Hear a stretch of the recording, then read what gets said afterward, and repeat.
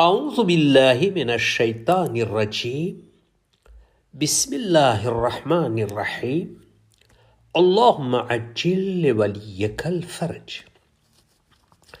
हज़रत अमीरुल मोमिनीन अली इब्न अबी तालिब अलैहिस्सलातु वस्सलाम નહજુલ બલાગાની અંદર હિકમત નંબર 90માં ઇરશાદ ફરમાવે છે કે સંપૂર્ણ આલિમ અને હોશિયાર તે છે જે લોકોને અલ્લાહની રહેમતથી માયુસ અને તેની તરફ મળતી રાહતથી નાઉમ્મીદ ન કરે અને ન અલ્લાહના અઝાબથી બેખૌફ બનાવે. ઇમામ અલી અલૈહિસ્સલામ એક સાચા દીની આલિમની નિશાની બયાન ફરમાવી રહ્યા છે. તે લોકોને અલ્લાહની રહેમતથી નજદીક કરે છે. તે ગમે તેવો ગુનેગાર હોય પરંતુ તેના દિલમાં માફીની કિરણ સળગતી રહેવી જોઈએ, જેના લીધે તે ગુનેગાર અંધારાથી દૂર થઈ ને ઉમ્મીદના અંજવાળા તરફ આવી જાય. અલ્લાહની રહેમતની ઉમ્મીદનો અર્થ એ ન હોવો જોઈએ કે હું જેમ ચાહું તેમ ખુદાની નાફરમાની કરતો રહું અને એ પણ આશા લઈને બેસું કે મને તો કોઈ સજા નહીં મળે.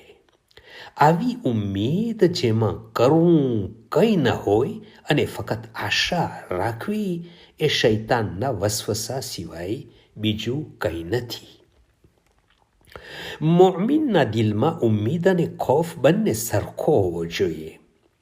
હઝરત રસૂલ ખુદા સલ્લલ્લાહુ અલૈહિ વઆલિહિ વસલ્લમ ઇરશાદ ફરમાવે છે, જો અલ્લાહની રહેમત વિશે જાણી લેશો તો એમ થશે કે ઓછી નેકીઓ કરી હોત તો પણ વાંધો ન આવત, અને જો ગઝબે ખુદા જાણી લેશો તો એમ સમજવા લાગશો કે હવે નજાત મળવી બહુ જ મુશ્કેલ છે. ઇમામ જાફર સાદિક અલૈહિસ્સલામ આ વિશે ફરમાવે છે કે દરેક મોમિનના દિલમાં બે નૂર હોય છે, નૂરે ખૌફ અને નૂરે ઉમ્મીદ.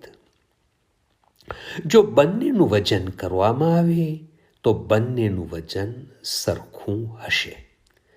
આ હદીસો તેમજ આ વિષય પર કુરઆને મજીદની આયતો બયાન કરે છે કે મોમિનના દિલમાં માફીની ઉમ્મીદ અને અઝાબનો ડર સરખો હોવો જોઈએ, અને સાચો આલિમ આ બંને વસ્તુઓ તરફ રસ્તો બતાવે છે.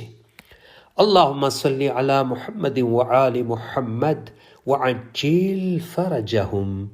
From Fountain of Ahlul Bayt alayhimus salam.